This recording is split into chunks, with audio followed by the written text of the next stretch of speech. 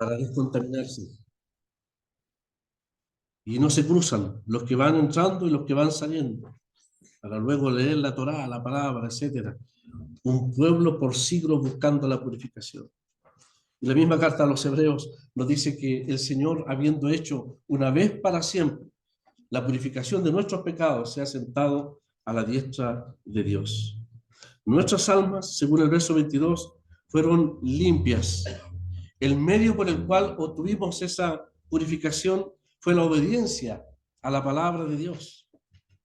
Ellos lograron la purificación, los creyentes expatriados aquí, al obedecer la palabra de Dios. Dios respondió a la fe de ellos, a la obediencia al Evangelio, otorgándoles una salvación tan grande, un hecho tan glorioso, lo que todo el sistema levítico en su sombra no pudo lograr. Ellos lo obtuvieron en la persona del Señor, que es la consumación, en la realidad de todo lo que se profetizó en el Antiguo Testamento. El agente de esa purificación, dice el apóstol, es el Espíritu Santo. De manera, hermanos, entonces que, entre paréntesis, tenemos una gran verdad aquí. El hecho de la salvación, de la regeneración, de la purificación y todos esos términos maravillosos que involucran la salvación están presentes imperativamente, imprescindiblemente, el Espíritu Santo y la palabra de Dios.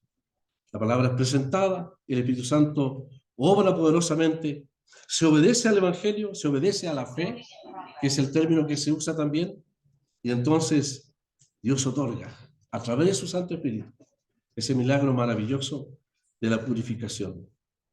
Y la purificación, hermanos, según este verso 22 que está frente a nosotros, logra un maravilloso resultado, un maravilloso propósito.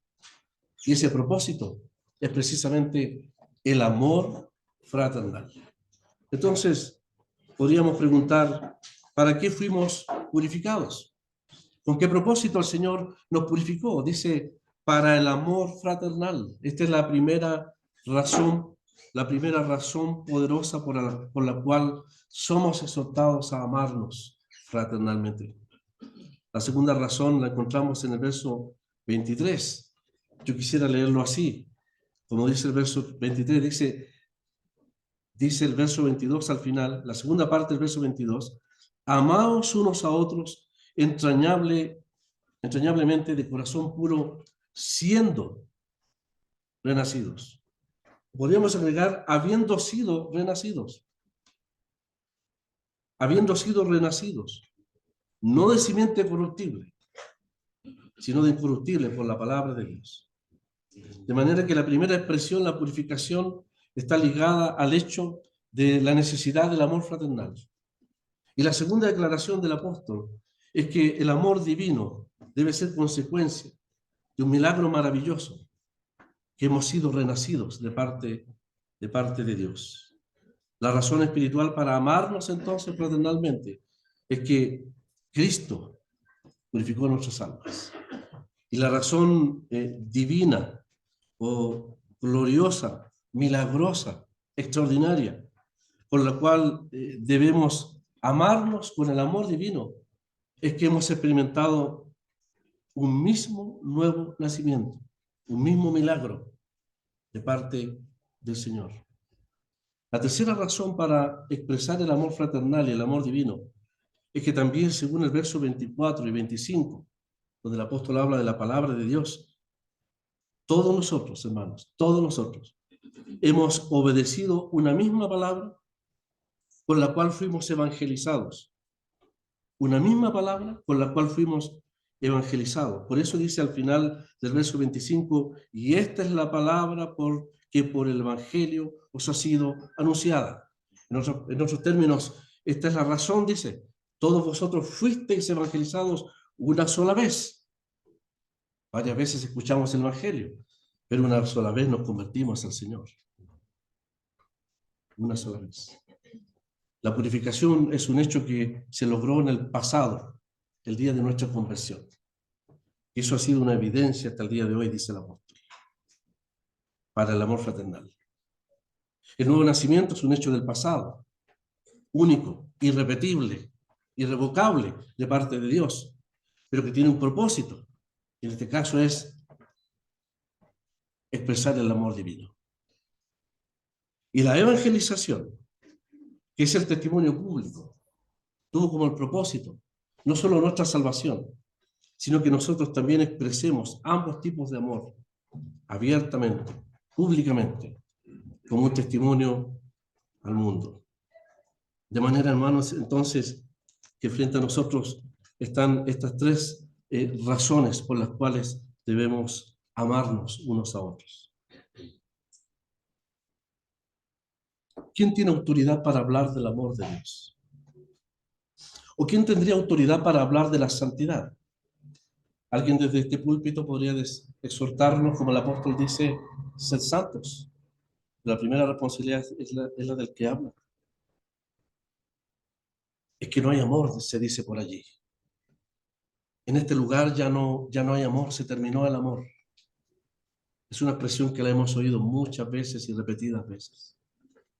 Normalmente nace de corazones que están decepcionados de los hombres, pero no debieran estar decepcionados del Señor. Generalmente las personas que dicen esta expresión, ya no hay amor, son aquellos que a lo mejor conciben la iglesia como un lugar para solo recibir y no dar. Nos encanta ser el centro de las atenciones, de las preocupaciones. ¿No será, hermanos, que la razón para congregarse no es para que me amen, sino para que yo exprese primeramente ese amor hacia los demás? El amaos unos a otros no es para que yo pasivamente sea objeto del amor de todos, sino que para que yo sea, en primer lugar, mi primera responsabilidad ante esta exhortación es que yo debo ser un canal, una expresión de ese amor hacia los demás. Quien pretende congregarse para solo recibir en un verdadero autocentrismo, para ser el objeto de todas las atenciones, está rotundamente equivocado. La vida cristiana, al igual que la del Señor, es una vida de entrega, de sacrificio. Aquel que tenía toda la gloria en los cielos se despojó, dice la carta a los Filipenses. Él se humilló, él se abnegó, no pensó en sí mismo. Bien dice el apóstol Pablo, y lo ilustra en el ejemplo supremo de la humillación del Señor, de que no debemos buscar lo nuestro propio, sino lo de los demás. No enfocarnos en nosotros, como quien tiene la cámara del selfie vuelta hacia uno mismo, sino que debe dar vuelta a la cámara para enfocarse en los intereses de los demás. Y uno de esos intereses es expresar amor. No es un asunto de sentimiento, es un asunto de una decisión, de una elección, de una determinación a la cual el Señor nos exhorta a que sea una realidad de nuestros corazones, decidir amar, como Dios decidió amarnos cuando no había, dice la palabra, ningún objeto, ninguna razón, no había ningún mérito en nosotros para realmente amarlos. Nosotros fuimos y somos el objeto del amor de Dios, pero no por mérito, sino por infinita gracia. En esto consiste el amor, no que nosotros hayamos amado a Dios, sino en que Él nos amó a nosotros y envió a su Hijo en propiciación por nuestros pecados.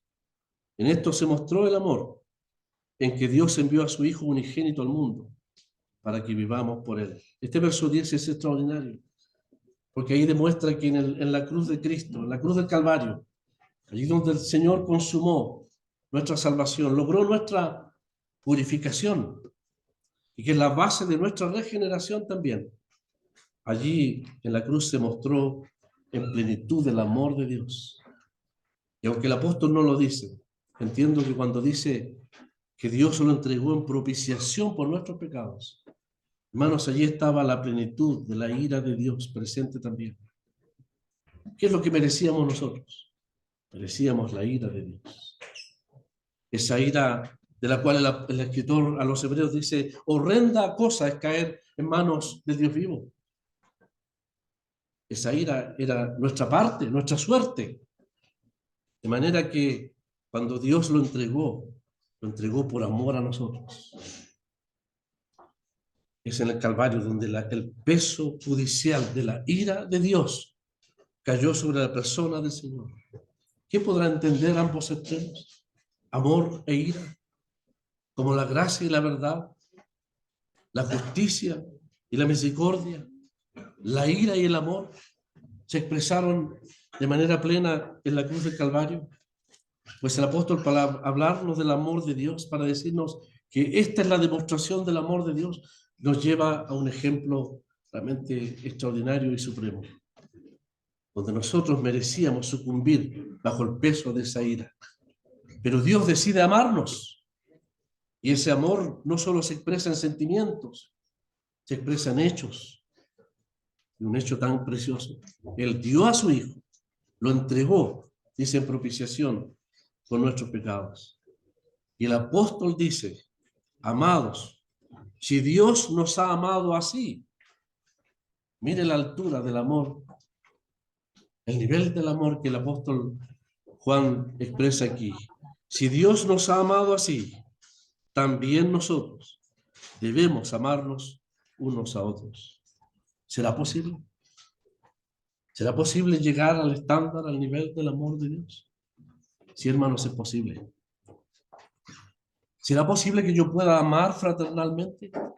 Sí lo es, porque precisamente el Señor purificó mi corazón. Nosotros que en otro tiempo, dice el apóstol ahí, escribiendo a su discípulo Tito, dice: nosotros que en otro tiempo éramos insensatos, éramos rebeldes, éramos extraviados, vivíamos en malicia, en envidia, éramos aborrecibles, insoportables.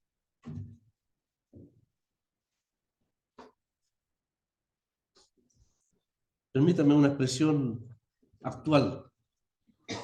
Vivíamos en el reality de los inconversos. Nosotros no vemos ese tipo de programas. Son una evidencia palpable de las relaciones humanas destruyéndose completamente. Pero en cierto modo grafican lo que es el corazón humano. No es necesario estar bajo una cámara, una pantalla para graficar lo que es la realidad del corazón humano, de las relaciones humanas, que se destruyen personal, familiar, nacionalmente, etcétera. Las relaciones humanas, porque del corazón salen todas esas maldades. Eso éramos nosotros, hermanos. Yo no sé si usted conoció el amor cuando era inconverso. Seguro que el de su padre. Si que tuvo un padre amoroso o una madre amorosa. Hay personas que ni siquiera han conocido el amor en la familia, el amor natural, el amor fraternal. Y cada vez en este mundo de individualismo, de maldad, esos conceptos se están perdiendo. Dios tuvo que hacer una obra de purificación de nuestras almas, habilitar, si usted lo quiere, nuestras almas para por fin, para algunos de nosotros, después de tantos años, ser capaces de amar y capaces de recibir amor, sin desconfianza, sin máscara, sin defensa, sin desconfianza. Abrir nuestros corazones para amarnos fraternalmente. El amor fraternal tiene que ver con los vínculos que tenemos en el Señor. Yo puedo amar a mi hermano de manera natural, a mi familia, porque hay vínculos naturales, hay el amor filial, el amor hermanable, porque son vínculos naturales que se forjaron naturalmente de nacimiento. Pero nosotros podemos amar fraternalmente porque tenemos vínculos espirituales que se forjaron en la cruz del Calvario. Normalmente el amor fraternal tiene que ver con aquello que nos une. Hay vínculos que nos unen. Aquí hay distintas nacionalidades. Nos unen ciertos vínculos, ¿no es cierto? Historia, pasado, el trasfondo en el que fuimos educados. He dicho hasta la gastronomía nos une. Hasta los símbolos patrios, etc. Espiritualmente hablando, el cristiano tiene muchos motivos por los cuales debe mantener esos vínculos espirituales preciosos que fueron forjados por la muerte del Señor. Pero ¿qué pasa donde no hay vínculos? ¿Qué pasa donde su gastronomía, su lenguaje, su dejo o su acento es distinto? Donde su nacionalidad es distinta, su mentalidad es distinta, su nivel social es distinto o su educación es distinta. O donde su carácter es distinto. Lo que el amor fraternal une, los vínculos, el amor divino cubre todas las diferencias. El amor divino fue dado para cubrir todas las diferencias entre hermanos. No hay ninguna excusa, pero a nosotros nos encanta excusarnos. No hay ninguna excusa en vista de la gran obra de regeneración. Mire, esto permítanme decirlo con mucha reverencia, me van a entender, los jóvenes sobre todo que son tan tecnológicos. A veces para poder usar nuestros instrumentos digitales se necesita bajar una aplicación para que pueda funcionar mi equipo, ¿no es cierto? Bueno, divinamente hay una aplicación divina. Dios hizo una obra en mi corazón. La regeneración, Dios preparó el ambiente de mi corazón, de mi ser, para poder expresar amor hacia los demás. Así como el inconverso no puede entender las cosas divinas porque necesita el Espíritu Santo, con reverencia lo digo, que nos conecta con las realidades espirituales para entenderlas y nos abre la Biblia. Así también, para amar fraternalmente, se obró la purificación. Para amar divinamente, se obró la regeneración. Esta regeneración va más allá. No hay límites al amor divino que se puede expresar a través nuestro. Habrá excusas, pero no límites. Excusas humanas de parte nuestra, pero no de parte de Dios. De manera que la exhortación del apóstol es tremenda. De todas las múltiples bendiciones o razones por las cuales el Señor nos salvó, Pedro recuerda que fuimos purificados para el amor fraternal y fuimos regenerados para el amor divino. De manera entonces que frente a nosotros está esta tremenda exhortación del apóstol. Este amor divino, hermanos, este amor de Dios se caracteriza, tiene varias características en realidad. Yo tengo apuntado aquí por lo menos 10 descripciones del amor divino. Es un amor abundante, así nos dice 1 Tesalonicenses 3:12. Si alguien lo quiere corroborar, habla de un amor abundante. De hecho, el apóstol Pedro ahí el apóstol Pablo en el capítulo 3 de la primera Tesalonicenses, él ora para que el amor entre los hermanos abunde. Y la respuesta a la oración del apóstol se encuentra allí en 2 Tesalonicenses, capítulo 1, verso 3, porque el apóstol dice que efectivamente, y dar gracias a Dios, porque el amor de Dios abunda entre nosotros. Hay un lado humano, que es la oración, es la responsabilidad del creyente, y hay un lado divino, que es Dios, quien a través de su Santo Espíritu y su palabra produce, fomenta el amor fraternal entre los creyentes. Es una de las preciosas oraciones del apóstol. Sí, hermano, podemos orar, no solamente por necesidades puntuales, sino que podemos orar para que en su asamblea, en mi asamblea, abunde el amor fraternal. Pero cuando oramos estamos dispuestos a hacer lo que el Señor también nos exhorta en su palabra. El Espíritu Santo y la palabra de Dios suplirá aquello que nosotros humanamente no podemos hacer, pero nada podrá suplir nuestra responsabilidad de sujetarnos y obedecer las exhortaciones que el Señor demanda de nosotros. Es un amor abundante. Es un amor, no sé si decirlo transversal o un amor amplio, porque es un amor que lo abarca todo, todos los ámbitos de las relaciones entre los creyentes. Es un amor no fingido. Esto significa que el amor entre creyentes, y tristemente tenemos que reconocerlo, no es mera formalidad, no es urbanismo, no es discreción, no es formalidad, no es diplomacia. El apóstol va a hablar de un amor no fingido, no actuado. Nosotros, ninguno de nosotros, no sé si alguien alguna vez aquí ha ido a una escuela de teatro, pero nosotros no necesitamos ir a una escuela de teatro para ser expertos dramaturgos en fingir delante de los demás. De hecho, el apóstol, no sé si alcanza el tiempo, hermanos, pero el apóstol va a mencionar, y lo leímos allí, cinco cosas perversas que matan el amor, que enfrían el amor. Una de ellas es el engaño, la hipocresía, la envidia, las detracciones. Ahí está la hipocresía.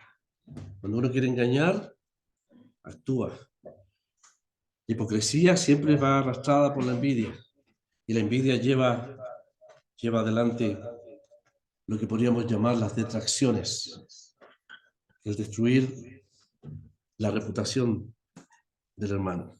Es un amor no fingido. Hermanos, es posible que el apóstol esté exhortándonos a esta altura, muchos de nosotros ya con muchos años en el Señor, tenemos que reconocer que si bien es cierto nuestros corazones fueron limpiados precisamente de estas maldades, tenemos que tristemente reconocer que todavía podemos anidar estas actitudes en nosotros. Todo esto el Señor lo limpió cuando fuimos purificados, para que se expresen en nosotros sentimientos nuevos, actitudes nuevas, propias de la nueva vida que el Señor ha puesto en nosotros.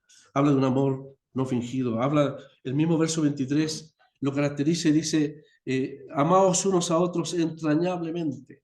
Este amor entrañable es un amor que no se detiene, que se propone una meta. Una de las cosas que he aprendido en este estudio, hermanos, de Primera de Pedro, específicamente esta palabra, es que el amor entrañable al cual el apóstol nos exhorta es un amor, no es un amor pasivo, es un amor activo, es un amor que busca un objetivo, busca una meta para amar. Es como el atleta que sabe que tiene una meta por delante y hace uso de todas sus energías para llegar a esa meta. Si tiene que pasar obstáculos, los va a pasar, uno sobre otro, para llegar a esa meta. ¿Y cuál es la meta? Nuestros hermanos. Cuando partió este año, algunos de nosotros nos propusimos fijarnos una meta. ¿Habrá hermanos con los cuales tengamos que arreglar situaciones? ¿Habrá hermanos difíciles por su carácter? Fraternalmente la relación está dañada, pero divinamente ahí está el puente. Hermanos, la idea aquí es, el amor entrañable es una meta. No dejarlo al tiempo, a que la otra parte arregle el problema. Aquí la idea es que la meta lo fijo yo mismo, por amor al Señor, por lo que el Señor me exhorta. Y eso demanda toda mis energías, todo el propósito de expresar ese amor a esa persona que pasa a ser el objetivo de ese amor. No es un amor pasivo, es un amor activo. Hay uno que vino del cielo. Nosotros, pecadores, enemigos, blasfemos, dignos de la ira de Dios. Y el Señor nuestro Dios no se quedó en los cielos pasivamente. Él fijó la meta de ese amor más que entrañable, supremo. Y no paró, ¿no es cierto? Como el pastor va tras la oveja, no se detuvo, no reparó en sufrimiento y aflicción, hasta, dice, qué preciosa expresión esa, ¿no es cierto? Hasta encontrar la oveja. El Señor manifestó su amor, fijó el objetivo de su amor en cada uno de nosotros. ¿No podremos hacerlo con nuestros hermanos? De parte de Dios están todos los recursos, está la energía divina, está la naturaleza divina puesta en nosotros, precisamente para poder fijar como meta a aquellos que nos es difícil, producto de nuestra lamentable, deplorable condición humana todavía, del viejo hombre en nosotros, aquellos que quizás nos es difícil amar. Por relaciones rotas, por situaciones del pasado, el apóstol dice, amaos entrañablemente. Ese sea el objetivo, dice el apóstol, de corazón puro. Fervientemente también habla otro pasaje, dice fervientemente. El apóstol Pedro sabe que cuando él estuvo preso ahí, expuesto a la muerte bajo la espada de Herodes, la iglesia dice oraba fervientemente por Pedro. Él experimentó ese amor ferviente. Es ese amor intenso, agónico, que el Señor también, es la misma palabra que se usa para la agonía del Señor allí en Getsemaní, es un amor ferviente que agoniza por ver solucionado el problema, por ver restaurada la relación entre hermanos. Es un amor ferviente, es un amor ciertamente divino, como el amor de Cristo, es un amor sacrificial. Dios nos amó, Cristo nos amó y se entregó a sí mismo, dice la palabra, por nosotros. También es un amor perseverante, o más bien dicho, un amor permanente. Ahí en Juan capítulo 13, verso 1 dice que el Señor nos amó hasta el fin. Cualquiera sea la interpretación que usted tenga de ese verso, todas son válidas y hermosas, hasta el fin de su ministerio, hasta el extremo de su muerte, hasta el fin del propósito de Dios, cualquiera sea. Lo importante es que ese amor se mantuvo permanente. El mismo día que el Señor, que Dios nuestro Padre, el Padre le reveló al Señor su exaltación y su gloria.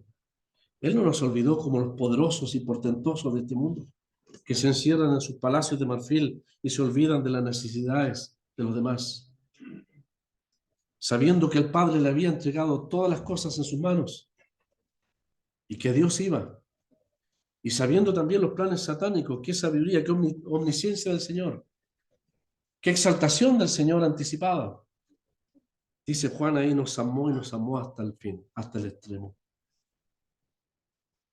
Qué fácilmente nosotros dejamos de amar o expresar amor por un altercado, por una diferencia, por una visión diferente, por una mala palabra, etc.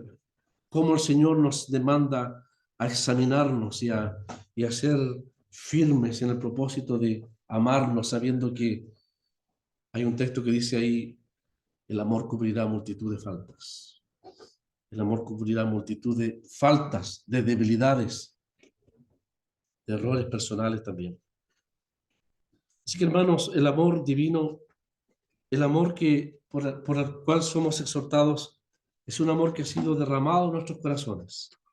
Y el apóstol entonces nos recuerda que si bien es cierto que por naturaleza éramos y podemos seguir siendo egoístas, que por naturaleza hay condiciones del viejo hombre en nosotros que deben mantenerse ahí a raya, el apóstol nos ha exhortado que hemos sido purificados para amarnos fraternalmente y hemos sido regenerados para amarnos divinamente, con amor entrañable y con amor, dice, no fingido, un amor de corazón puro. Alguien dijo una vez que para amar según Dios es necesario amar en Dios.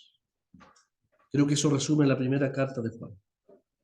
La primera carta de Juan nos resume en una sola expresión esto. Para amar según Dios es necesario amar en Dios. El que permanece en Él, el que le conoce, el que permanece en Él. Es una característica permanente. Una característica del creyente, del salvado, regenerado, es que permanece. Y por lo tanto ese amor es permanente, no es ocasional, es permanente. Es una característica, es su mentalidad, es su cultura, es una cultura del amor, a la cual el apóstol Juan especialmente nos está exhortando. Es interesante que el apóstol Pedro, que nos exhorta al amor, es el que también un día el mismo Señor le dijo: Simón, hijo de Jonás, ¿me amas? Recordamos esa historia, ¿no es cierto? Tan impactante, una escena de restauración para Pedro. Sí, Señor, tú sabes que te quiero, es la expresión que podría quizás más cercana. No te aprecio, sino que te quiero. Porque el Señor le preguntó, ¿me amas divinamente?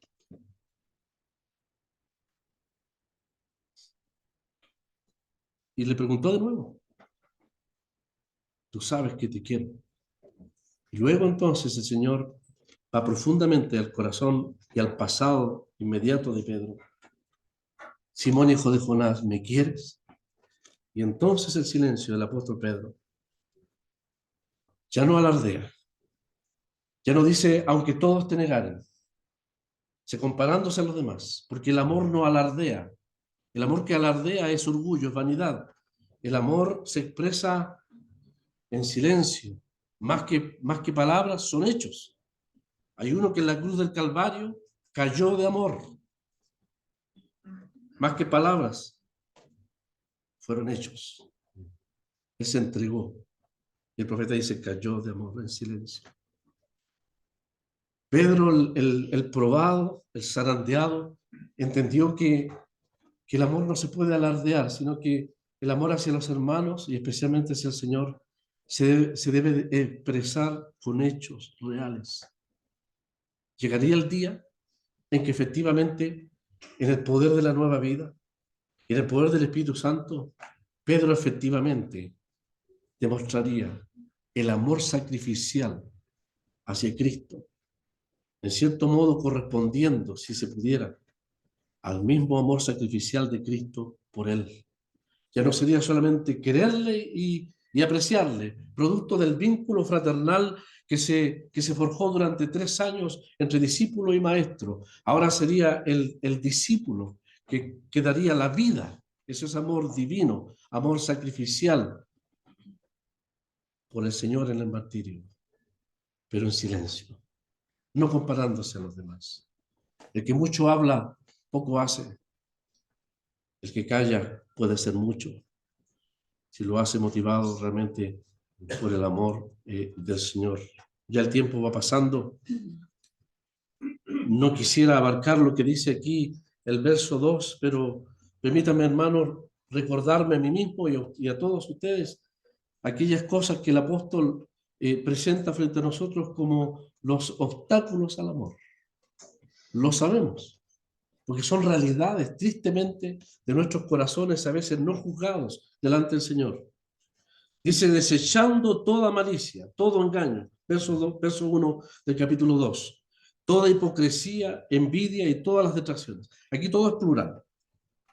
Son engaños, hipocresías, envidias y todas las detracciones. Son cinco malas hierbas que, como el caminante de la parábola de Natán a David, va pasando y si las anidamos, se apropian totalmente del corazón y dominan el corazón aún del creyente, del purificado, del regenerado. Qué contradicción. Pero así es. Si nosotros dejamos obrar estas malas hierbas, dice desechando toda malicia. Esta palabra desechar significa que no hay tiempo para argumentar o dilatar la obediencia al Señor. Es una determinación del creyente de juzgarla inmediatamente. A veces uso una ilustración muy a lo mejor muy burda, pero ustedes saben que tenemos como familia un furgón que se maneja con licencia A2. Mi hija tiene licencia B. Yo no puedo pasarle un furgón.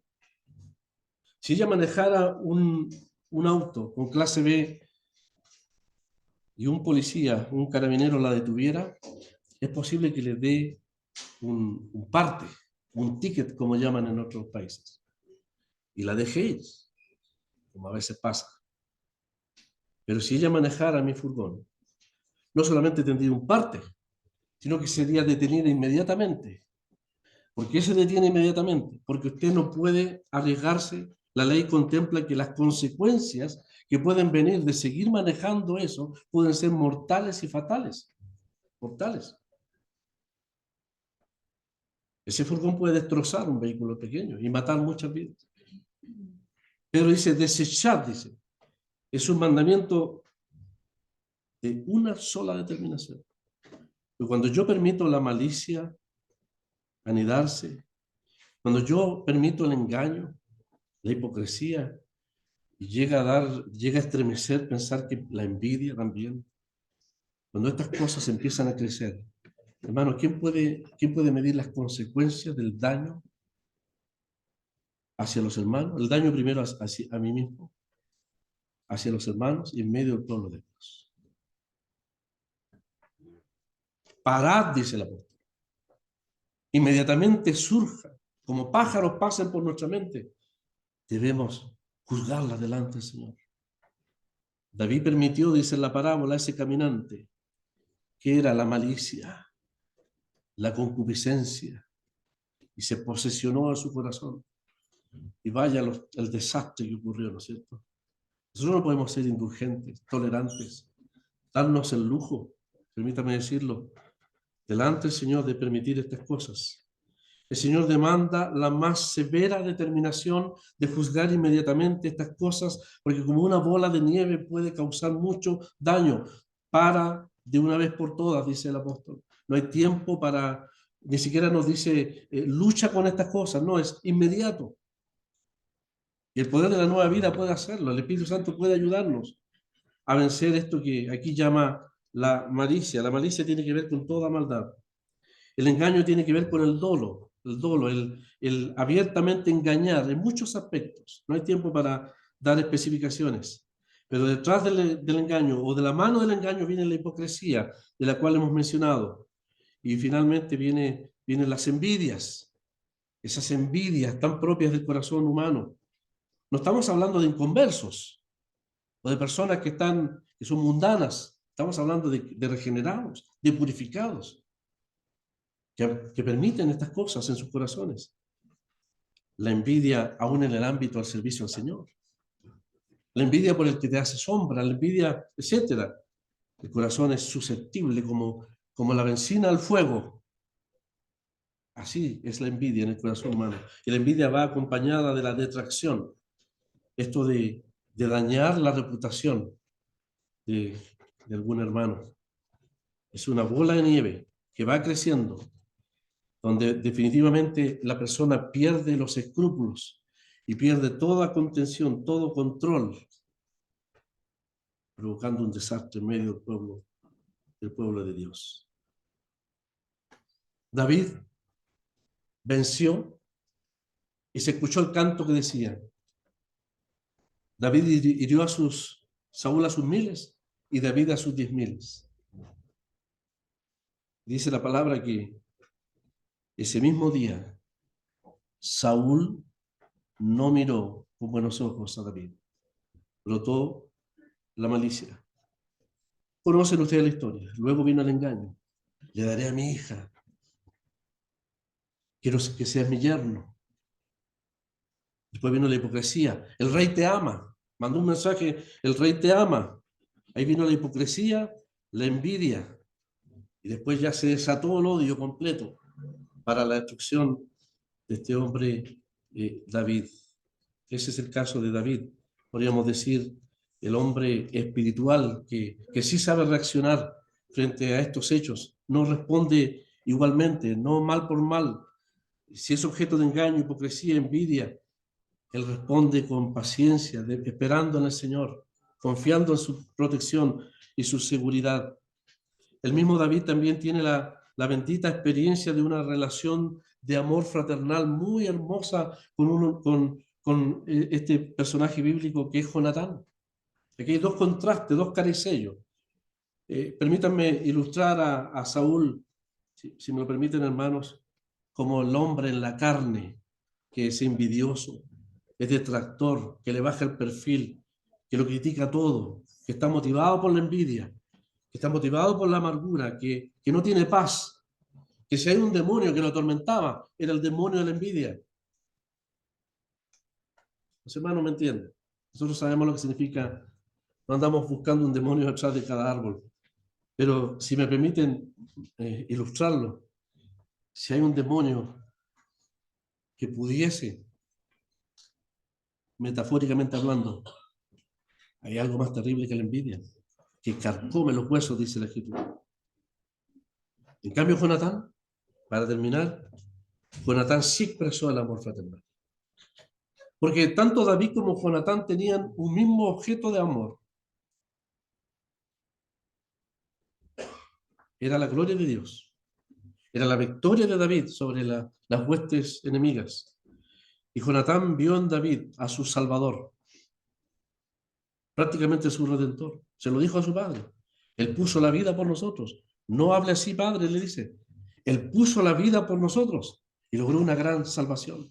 Hay un símbolo, un reflejo de lo que es el amor nuestro hacia Cristo. ¿Por qué tenemos que amarnos fraternalmente? Porque tenemos un mismo objeto de amor, que es la persona del Señor. ¿Por qué tenemos que amarnos divinamente? Porque tenemos un mismo Dios y Padre que nos ha hecho nuevas criaturas, que podemos conectarnos. Él se manifiesta, Él dispensa ese amor a través de nosotros hacia los demás.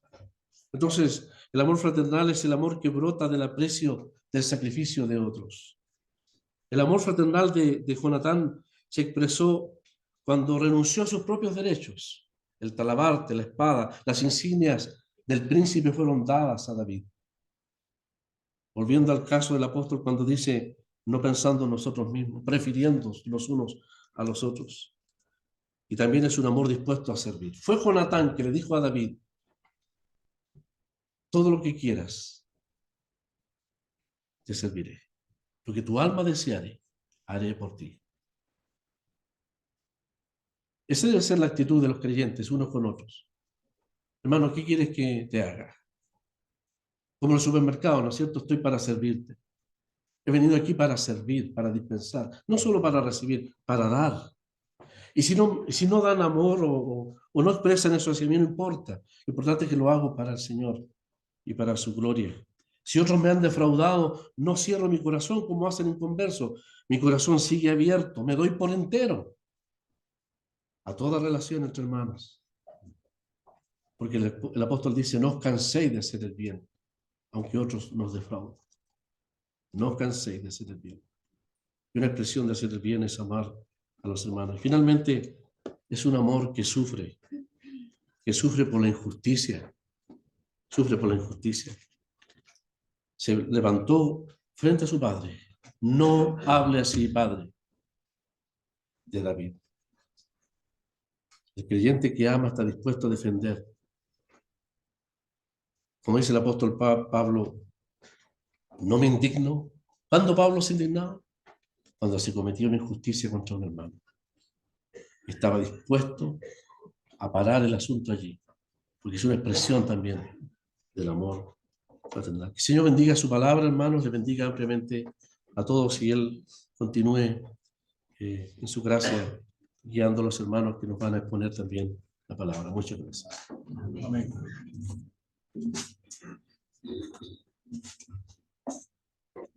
Podríamos cantar en pie el 163. Himno 163, el amor de Dios. No podrá jamás cesar. 163. El amor de Dios está, no podrá jamás cesar, mas amé, cuando más le dan lugar, a pesar de que se cansa, la perdona y amor. El vigor de nuestra vida no será en ese amor. Demostró la luz de Cristo, que era su propio amor, y de luz que allí se ha visto, es el Parador.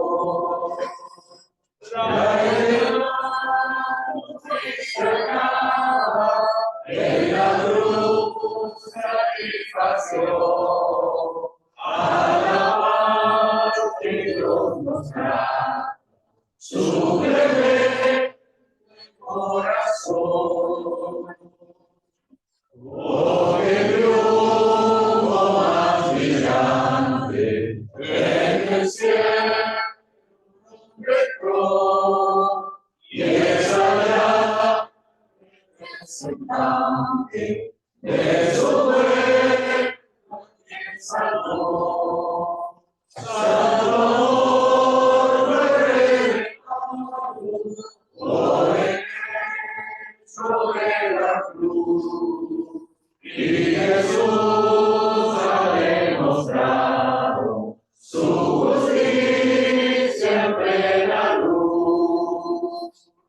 Si descansan los creyentes, viendo en gloria a su Señor, paz y gozo permanentes, tienen por su fiel amor. Y los amores, simpatía y comunión, unirán sus corazones con los que de Cristo son.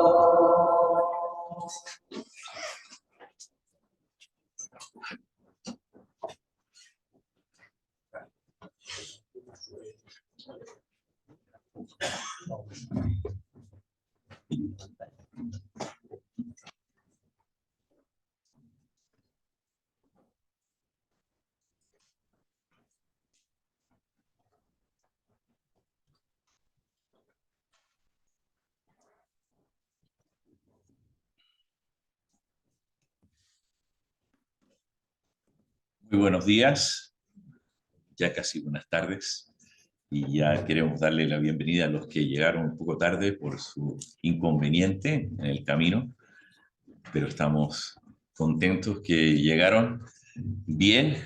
Entonces los hermanos de Quinta Normal, se les dio la bienvenida, pero ahora lo escuchan. Estamos contentos de tenerles con nosotros. Hoy es un privilegio estar aquí con ustedes y una vez más aquí en mi querido Chile y ya compartir con ustedes. Traigo muchos saludos de los hermanos de Norteamérica, sobre todo de la ciudad de Vancouver, los hermanos donde yo me congrego, en varias partes que están orando por esta conferencia.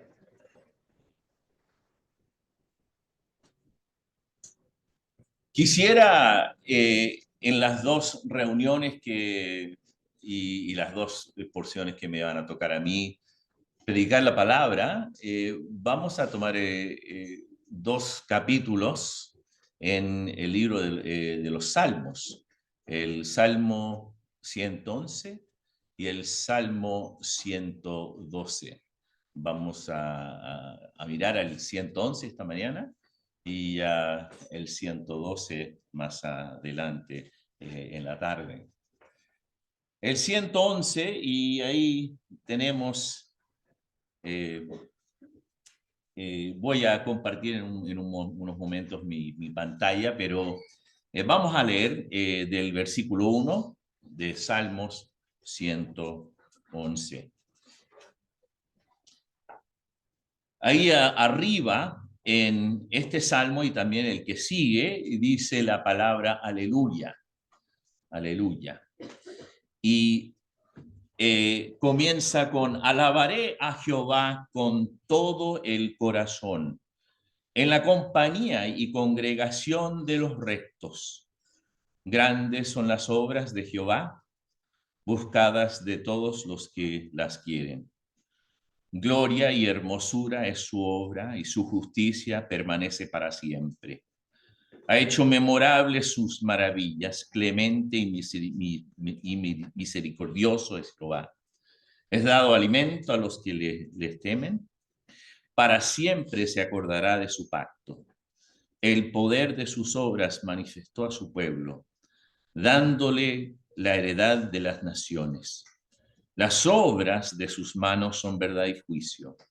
Fieles son todos sus mandamientos, afirmados eternamente y para siempre, hechos en verdad y en rectitud.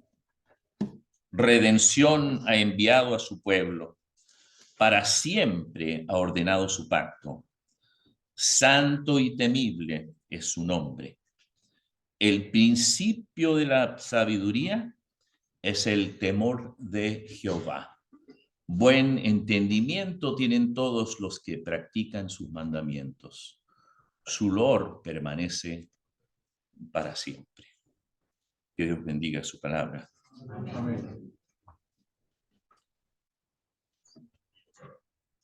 El Salmo 111 descubrí algo interesante de este salmo, que era un salmo escrito por, y esto es lo que he descubierto, que era un salmo escrito por un levita, posiblemente, un levita que no es nombrado.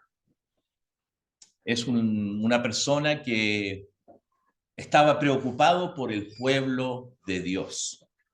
Estaba preocupado por los que habían vuelto del exilio. Y escribió este salmo para animar al pueblo de Dios. El remanente había vuelto del exilio y ahora estaban en Jerusalén, pero llegando desde Babilonia, después del exilio, encontraron que sus vecinos no eran tan amistosos.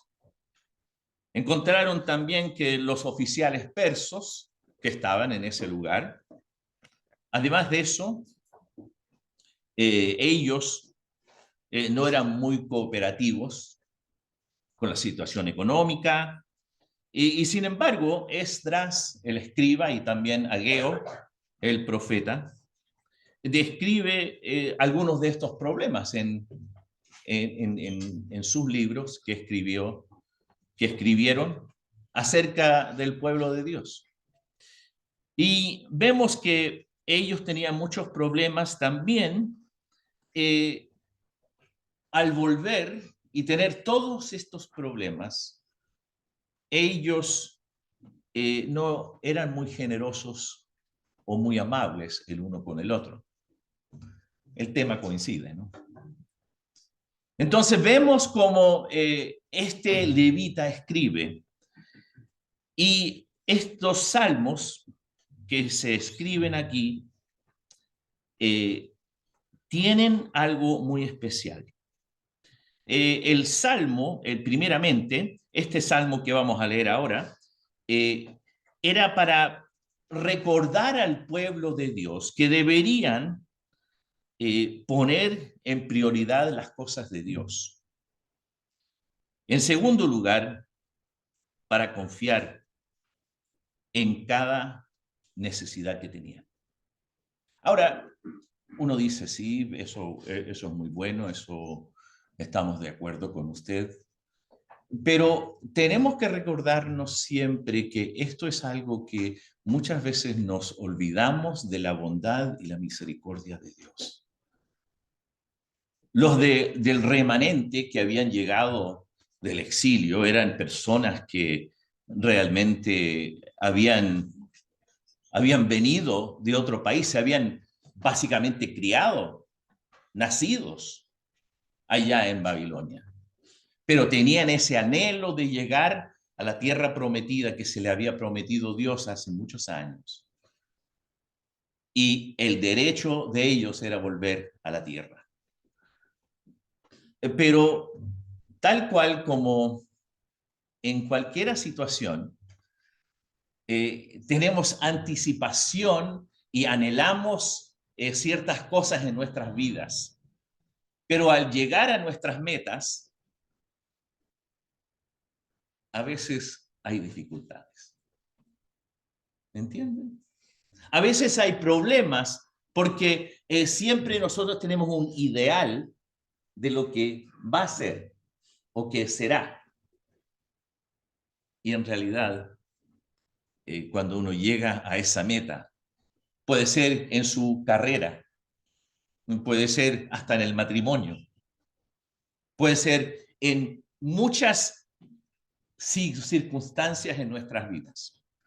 Pero ahí vemos la mano de Dios. Y este levita tenía un corazón fraternal, un corazón, diría, de pastor para el pueblo de Dios. Y les quería recordar. Ahora,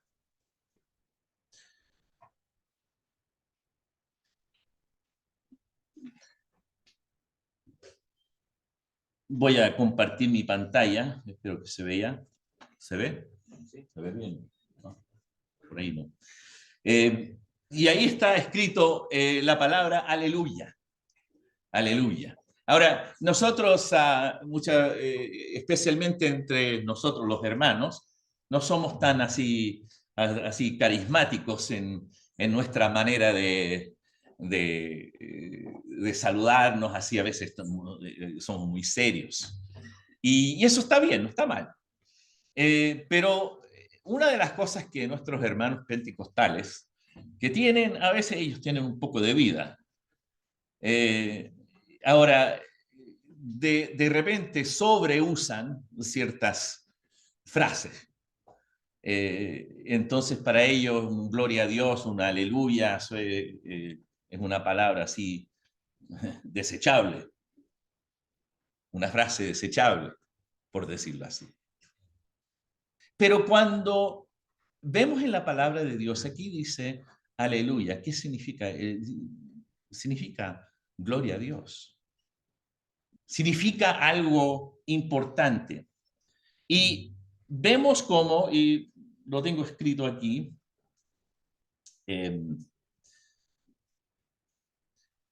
estos dos salmos son salmos idénticos. Ambos comienzan con la frase aleluya, que significa alaben al Señor en hebreo. Ambos constan de 20 líneas y están dispuestos en 10 versículos. Ambos se complementan por el Salmo 111 y el 112 trata de la grandeza perdón, no estoy viendo todo aquí. Ahí. Ambos se complementan por el Salmo 111, se trata de la grandeza de Dios, y el Salmo 112 se trata de la grandeza y la bendición del hombre que tiene la actitud correcta hacia Dios. Entonces, lo que vemos es que estos dos salmos tienen algo muy especial. Pero vamos a mirar al Salmo 111 y he puesto como título exponer en práctica.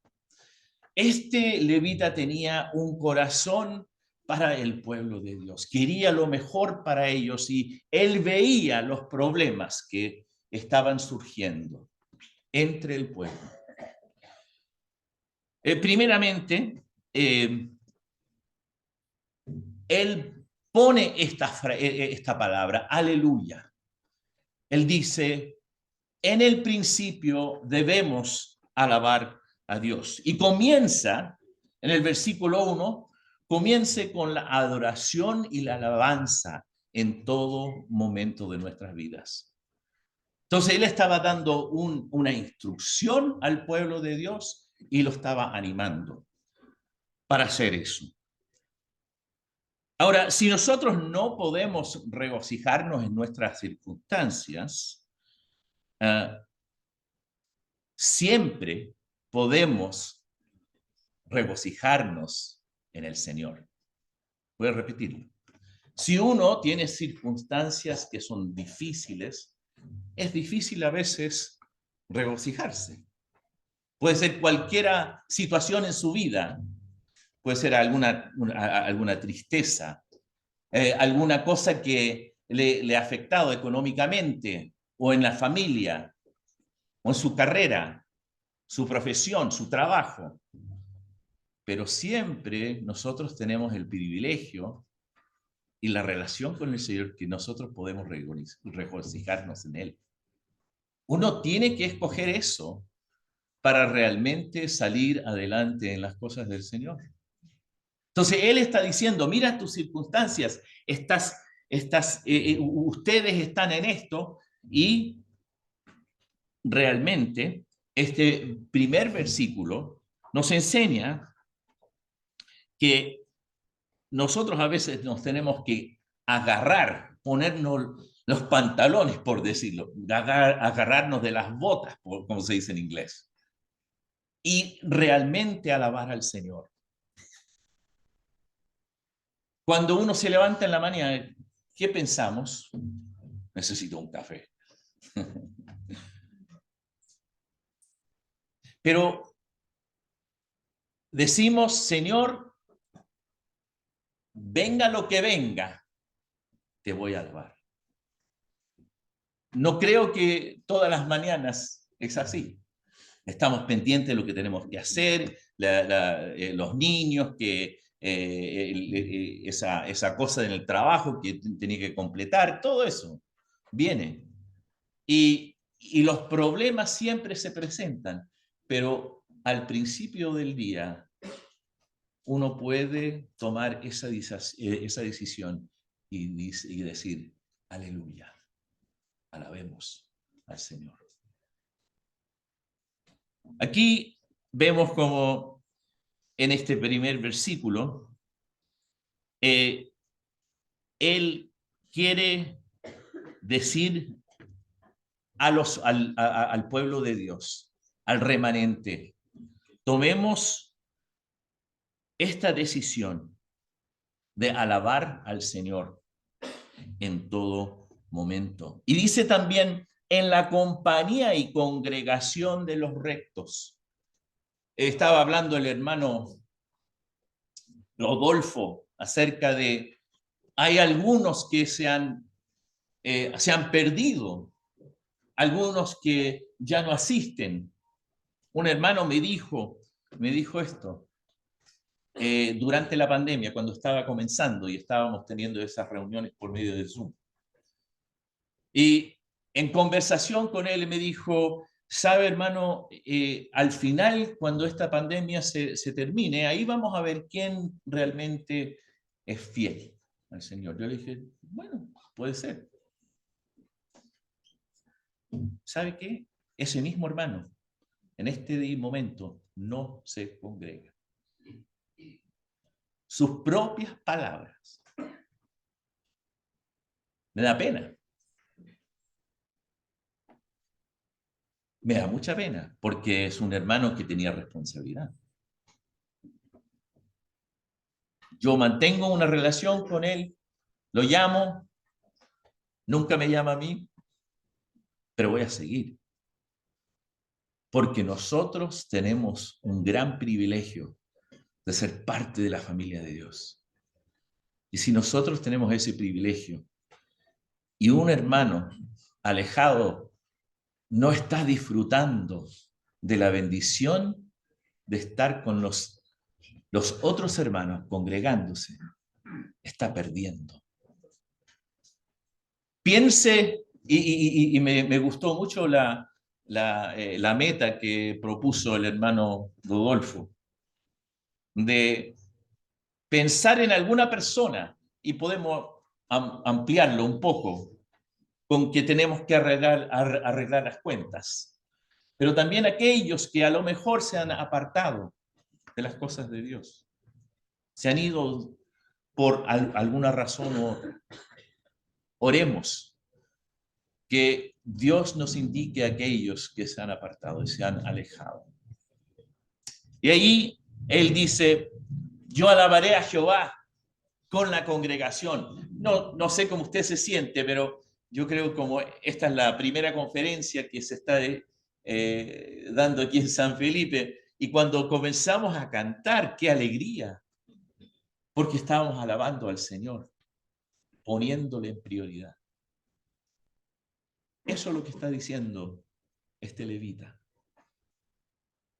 Oh pueblo de Dios, venimos de Babilonia, hicimos ese trayecto, llegamos y no somos tan bienvenidos como a lo mejor lo teníamos en mente. Hay una situación económica muy dura aquí. Y los oficiales no son corruptos, no nos están ayudando bastante. Pero alabemos al Señor juntos. Primeramente, debemos hacer eso. En segundo lugar, recuerde las grandes obras de Dios. El versículo 2 al versículo 6. Miremoslo. Grandes son las obras de Jehová, buscadas de todos los que las quieren. Gloria y hermosura y es su obra, y su justicia permanece para siempre. Ha hecho memorables sus maravillas. Clemente y misericordioso es Jehová, ha dado alimento a los que le temen, para siempre se acordará de su pacto. El poder de sus obras manifestó a su pueblo, dándole la heredad de las naciones. Una de las cosas que es muy buena en nuestras vidas es recordarnos de las grandes cosas, las grandes obras que ha hecho Dios. No se las olvide. Cuando va desanimado, desanimada en su vida, recuérdese el momento que se convirtió al Señor o que tuvo una victoria en las cosas del Señor o en su vida personal. Cuando tuvo un momento tan grato que vio la mano del Señor en su vida, recuérdese. Eso es lo que está diciendo el levita aquí. Recuerden las grandes obras de Dios. Y ellos tenían una historia, ¿verdad? Ellos tenían una historia increíble. Había momentos muy horribles. La esclavitud en Egipto, la pérdida de muchas cosas, hasta ellos habían sido exiliados de su propio país, pero también Dios los rescató y los llevó a la tierra prometida. Dios partió el Mar Rojo. Dios hizo grandes cosas a través del pueblo de Dios y ellos deberían recordarse de lo que Dios había hecho.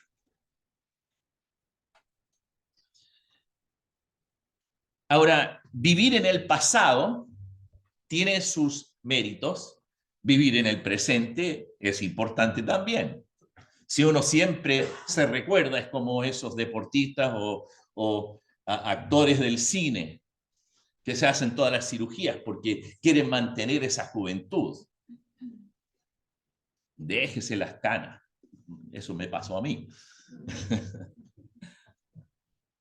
Muchas veces nosotros intentamos de ser y pensar, ay, cómo fui un flaco, o como, ay, otra vez, como yo fui antes, ay, cómo era.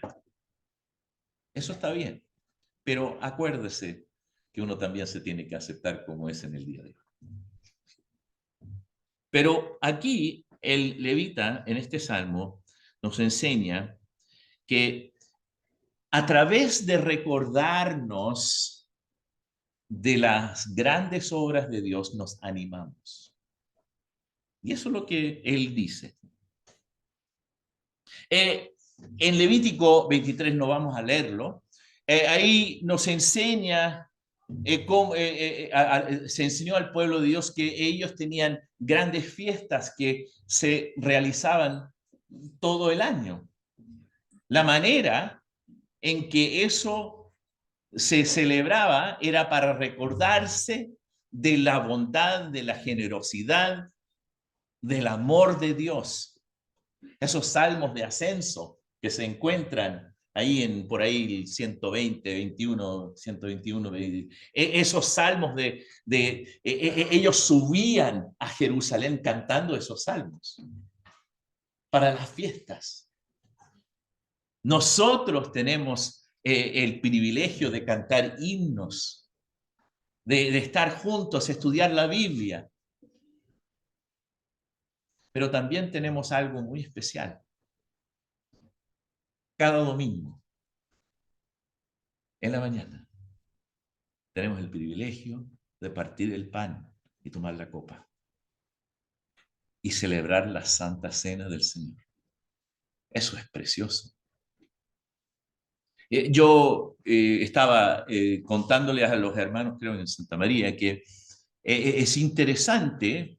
Hay ciertas iglesias, movimientos en la ciudad de Vancouver, donde vivo, Y allá es interesante, y son iglesias que son lideradas por jóvenes que conozco, no son parte de las asambleas, pero es interesante.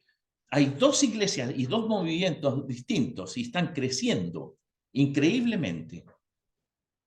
Y me he dado cuenta, ellos hacen esto, celebran la cena del Señor todos los domingos. Muy interesante. Han vuelto a eso. No lo están haciendo domingo por medio, una vez al mes o cada 2 o 3 meses.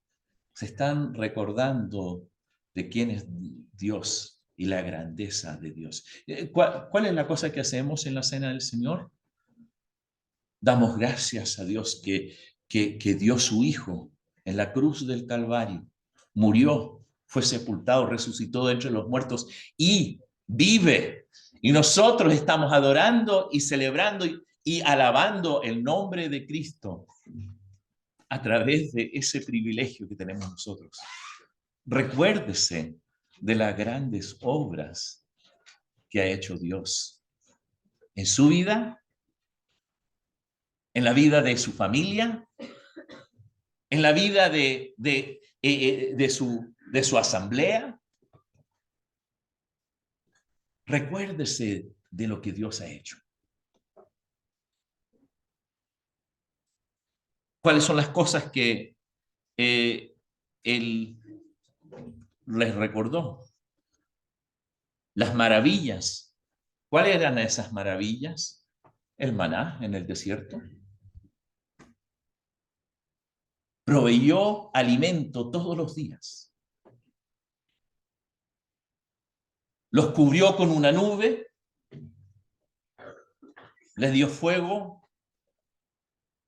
En la noche los protegió. Cuando tenían alguna batalla, les ayudó. Y les dio su ley. Les dio instrucciones, les dio una orden. Cómo hacer las cosas. Y los enseñó, los dirigió. Es precioso lo que se recordaron. Por el tiempo vamos a dejar eso ahí y vamos a mirar al tercer punto. Es una transición que se hace de las grandes obras que hizo Dios y que el salmista está recordándoles todo lo que Dios le había dado. En el versículo 7 dice: las obras de sus manos son verdad y juicio. Fieles son sus mandamientos, afirmados eternamente y para siempre, hechos en verdad y en rectitud. Redención ha enviado su pueblo para siempre, ha ordenado su pacto santo y temible es su nombre. Le dice: confíe en la palabra de Dios. Confíe en la palabra de Dios. ¿La palabra de Dios son solamente palabras? No.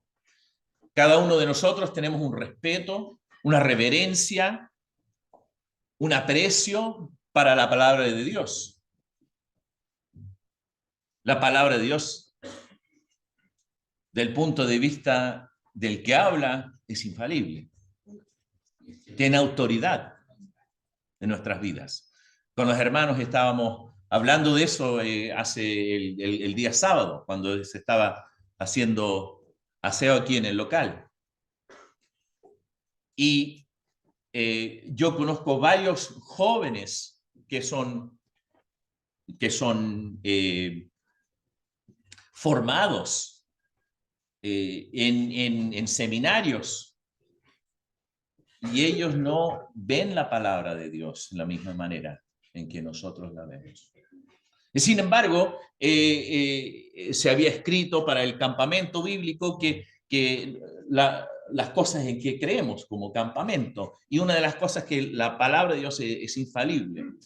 Y el hermano que estaba discutiendo esto conmigo, me dijo, es que la gente no va a entender lo que la palabra infalible es. Y yo le dije, bueno, Hay diccionarios. Pueden buscarlo. ¿Cómo vamos a aprender cosas? ¿Por qué mandamos a los niños al colegio? Para aprender, para ser educados. También en las cosas del Señor podemos ser educados. Y la palabra de Dios tiene autoridad.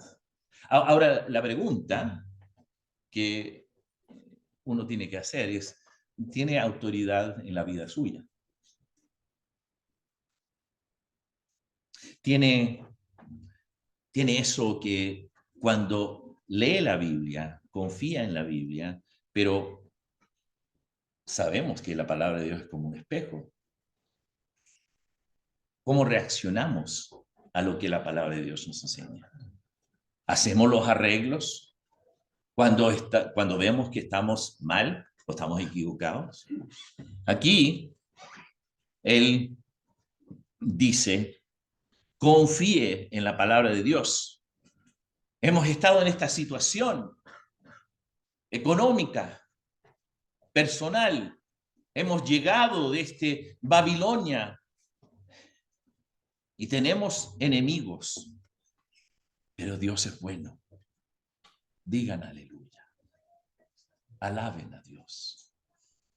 Confíen no solamente en las grandes obras, y recuérdense lo que Dios ha hecho en tiempos pasados, pero en la palabra de Dios que nosotros leímos, ahí el poder de sus obras manifestó, dándole la heredad a las naciones, las obras de sus manos, versículo 7, perdón, son verdad y juicio, fieles son todos sus mandamientos. ¿Puede confiar en la palabra de Dios, querido hermano, querida hermana? Confíe en la palabra de Dios. Es interesante, algo que me llamó la atención. El versículo 9 dice, santo y temible es su nombre, santo y temible en su nombre. Ahora, en la versión de aquellos que hablan inglés, que han leído la versión de King James, el rey Santiago, ahí, ¿sabe lo que dice? Ahí dice, reverendo es su nombre. Reverendo. Yo voy a un hogar de ancianos a predicar la palabra y voy una vez al mes. Y en este lugar siempre yo tengo el nombre de reverendo David Jones. Y es por respeto que me dan ese título. Bueno, sabemos que en algunas iglesias usan ese tipo de título para su pastor. Pero aquí dice, santo y temible es tu nombre, reverendo. Es como una reverencia, es tu nombre. Y ahí, y ya se va el tiempo, nos lleva al último versículo. Y este versículo, ¿cuántas veces la hemos citado? El Salmo 111 y versículo 10. ¿Cuántas veces lo hemos citado? ¿Cuántas veces lo hemos nombrado, lo hemos recordado a nuestros hijos? Pero aquí viene este salmista, pensamos que es un levita, que tiene esta preocupación por su pueblo, de su corazón de pastor para su pueblo, que está preocupado por ellos, porque se están mirando a sus circunstancias. Y él dice, el principio de la sabiduría es el temor de Jehová. Buen entendimiento tienen todos los que practican sus mandamientos. Su loor permanece para siempre.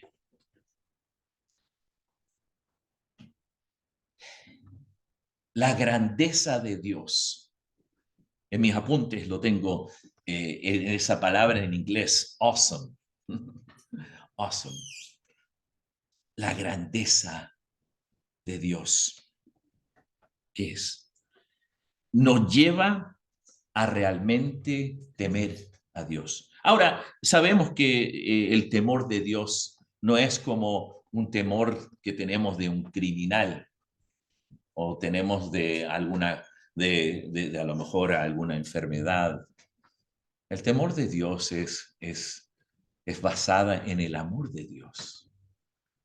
El temor de Dios es donde nosotros expresamos nuestra reverencia y aprecio para Dios. Y vemos cómo el levita escribe, y sabemos que en el libro de Proverbios es un tema muy grande la sabiduría. Pero nosotros conocemos, yo creo que cada uno conocemos personas que son, a lo mejor tienen alguna formación académica muy alta. Yo sé que hay algunos que trabajan en la universidad y conocen hombres y mujeres que tienen doctorados y tienen cualquier cantidad de formación académica, pero la Biblia realmente dice que no son tan sabios, son necios, porque no temen a Dios. Nosotros, como creyentes, hasta un niño, una niña, una persona que no tiene esa formación, pero ama al Señor, se ha convertido al Señor, la Biblia nos dice que esa persona es sabia o es sabio. Hay un hermanito aquí que era parte de la congregación. Los hermanos de San Felipe y Santa María se van a acordar de don Juan Ahumada. Ese hermano a veces era un poco serio, se enojaba a veces, pero a mí me encantaba ese hermano porque era un hermano tan sencillo, pero se veía en su manera de adorar al Señor que él realmente temía al Señor. Y era un gran ejemplo en mi vida, más que personas con formación académica que conozco. Un hermano sencillo. Yo no sé a qué nivel de educación tenía, no sé esa parte, pero era un hermano amado, responsable, y él tomaba en serio las cosas del Señor, él temía al Señor. Y es importante darnos cuenta que dice el principio, esa palabra, el principio, es donde se comienza la sabiduría. Se comienza. Eso significa que es la parte principal. La parte principal. Y sin poner en prioridad eso, el temor de Dios en nuestras vidas, sabe, no vamos a estar preparados para seguir adelante.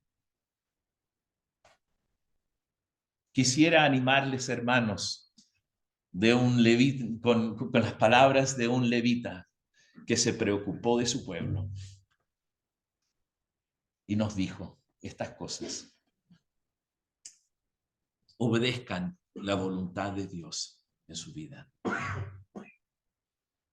Pon en práctica lo que nosotros hemos tenido, lo que hemos obtenido a través de la grandeza y la bondad de Dios. No miremos horizontalmente, miremos hacia arriba. Pero comienza con la adoración, la alabanza.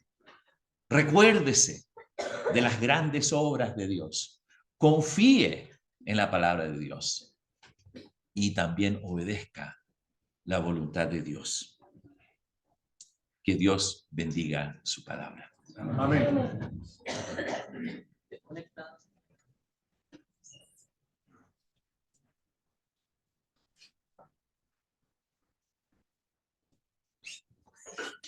Ahora, yo no sé si debo dar las gracias o... ¿verdad?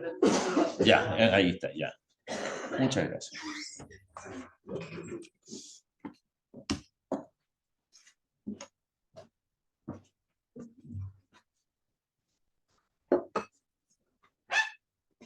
Vamos a cantar un himno En pie, por favor, el himno 73. Me gozo en Jesús, quien su trono de luz dejó por comprar mi salud en la cruz. Alabanzas al Cordero. El himno 73. Gozo en Jesús, quien su trono de luz dejó por tomar mi sombra en la cruz. Alabanzas al Cordero, de mi vida el sostén, triunfó en el Cordero. Aleluya, amén. Mis culpas sentí y contrito acudí a Cristo refugio eterno para mí.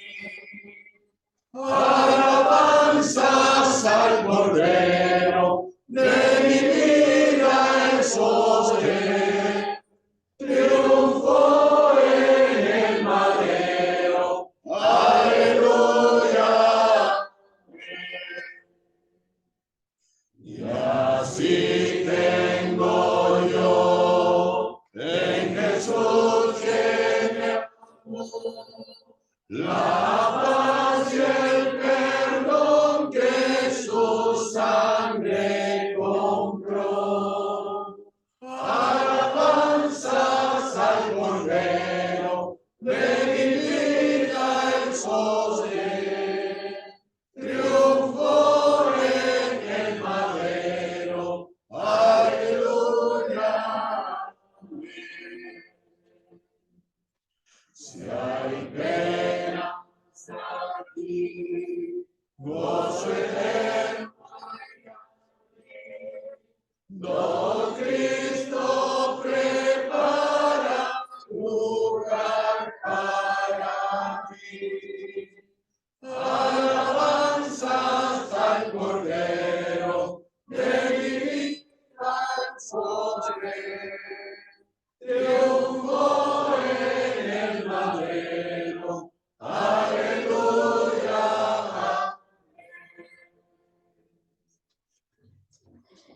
Vamos a orar al Señor. Vamos a dar algunos avisos. Y también vamos a dar gracias por los alimentos. Nuestro Padre Celestial, queremos expresarte nuestra más profunda gratitud por tu palabra bendita. Hemos recibido de la exhortación. Y queremos, Padre, reconocer que el Señor nos mandó amarnos unos a los otros. Hemos, Padre, mirado lo que el salmista pudo expresar con tanta convicción. Alabaré a Jehová con todo el corazón. Qué privilegio recibir exhortaciones y enseñanzas. Queremos agradecerte por todo lo que nos has dado. Imploramos que nos ayudes en nuestra vida. Imploramos, Padre Celestial, para que podamos honrarte, glorificarte. El tiempo que pasamos juntos, escuchando tu palabra, qué privilegio, qué disfrute, qué gozo. Somos responsables. Ayúdanos a obedecerte. Queremos también darte gracias por lo que nos serviremos. Pensamos en los alimentos. Pensamos en las manos de nuestras queridas hermanas y hermanos que lo han preparado todo. Gracias, Padre, por el ejercicio del corazón de tu pueblo, de reunirse, de tener esa fraternidad hermanable. Te damos gracias por el privilegio que tenemos. Agradecemos los alimentos que provienen de tu mano. Lo hacemos en el precioso nombre de nuestro Señor Jesucristo. Amén, Señor. Algunos avisos, hermanos.